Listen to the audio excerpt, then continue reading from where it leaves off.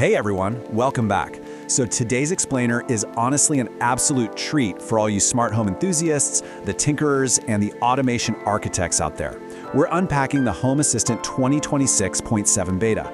If you've been waiting for that one major level up in how you manage, maintain, or expand your automated setup, well, you're in the exact right place. We're going to look at exactly how this update serves as the ultimate power user's guide. Okay, let's just dive right into our roadmap for today. We'll start by unlocking 2026.7, move into two-way infrared integrations, and explore the upgraded automation editor. After that, we'll wrap things up by looking at Bluetooth performance, and finally, core upgrades and dashboards. All right, Section 1, Unlocking Home Assistant 2026.7, making things both intuitive and powerful. So the overarching mission of this beta release is actually really fascinating. The devs are intentionally shifting their focus. They're moving away from just adding features for the sake of it and heavily pivoting toward polishing the overall user experience. Building right on top of 2026.6, this release isn't about throwing random bells and whistles at the wall to see what sticks. It's really about refinement.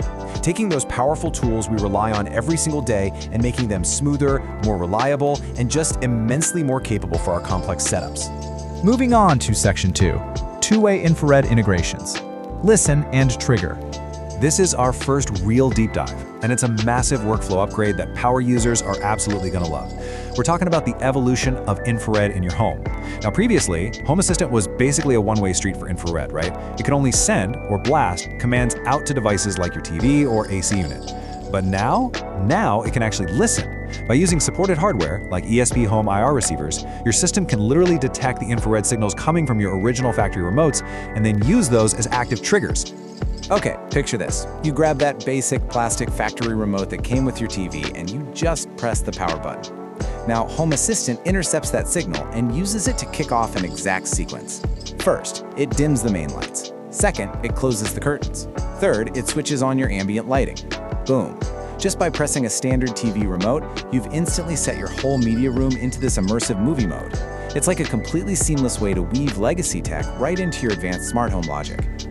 All right, Section 3, the upgraded automation editor, polished and powerful. Now with all these advanced IR capabilities, you obviously need better, more robust logic management. Automations are basically Home Assistant's superpower, and this beta polishes the editor to make complex builds so much easier to handle. We've now got purpose-specific triggers and conditions to streamline everything. But wait, let's slow down for a second, because these next points are total game changers. You can actually perform live condition testing right inside the editor now. Plus, you get crystal clear visibility into exactly how many devices or entities an automation targets. And oh man, I know my fellow organizers are going to appreciate this. There is finally native support for adding notes and documentation directly inside your automations. The whole point here is making complex automations easier to understand and troubleshoot. I mean, if you manage a sprawling smart home, you know the absolute pain of staring at a web of spaghetti logic you wrote 6 months ago, just thinking, what on earth was I trying to do here? This built-in documentation is a massive time saver. It keeps your logic clean, well-maintained, and completely understandable down the road. Let's pivot to Section 4. Boosting Bluetooth performance, specifically with optimized proxies. So we're shifting focus from the front-end logic right down into the back-end performance. Enter auto-scanning mode. This is the new default setting for ESP home Bluetooth proxies, and in practice, it dramatically cuts down on unnecessary battery usage, but, and here's the key, it still maintains completely reliable device discovery. By being smart about how and when these proxies scan your environment, the whole system becomes incredibly efficient with power management. This optimization translates into huge, tangible benefits for your network. We're talking lower power consumption, way less wireless congestion, and just better overall speed. If you have a home absolutely loaded with Bluetooth temperature sensors, presence detectors, or smart bulbs, this optimization was literally made for you. Less congestion means your entire smart home network becomes so much snappier and more responsive. And finally, Section 5, core upgrades and dashboards, system enhancements. So, having optimized our backend protocols, let's take a look at the foundational OS upgrades and the brand new dashboard experience, 18.0. That is the magic number for the newly released Home Assistant OS, which, by the way, pairs absolutely perfectly with this July beta release. This OS update brings a whole slew of under-the-hood enhancements to guarantee the kind of long-term stability a critical setup needs.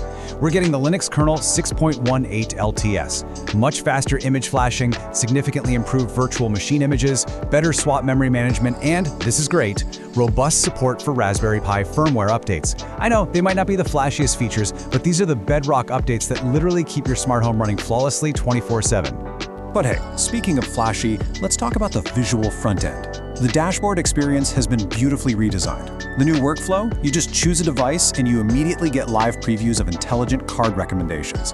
Instead of forcing you to scroll through dozens of blank, confusing card types just hoping you pick the right one, Home Assistant now looks at the entity you selected and intelligently recommends the most appropriate cards. It even shows you a live preview before you ever click. That makes creating a dashboard insanely fast and surprisingly intuitive. And it all comes back to a very simple guiding philosophy for the UI. Spend less time configuring your dashboard and more time actually enjoying your smart home. By removing all that friction from building interfaces, it frees up your time and honestly your mental energy to focus on what power users really care about, building out those advanced logic routines and actually kicking back in the amazing environment you've built. Before we wrap things up, just a quick practical recommendation on how you should approach this release. Look, if you have a non-production test system and you love living on the bleeding edge, absolutely jump right in and test the 2026.7 beta. However, if you're running a critical smart home setup, like if this system goes down and suddenly your family can't turn on the lights or change the thermostat, it's always best practice to hold off and wait for the stable release.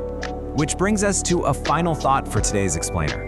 Have you tried the 2026.7 beta yet? And hey, even if you're waiting for the stable release, which new power user feature are you most excited to deploy in your own setup?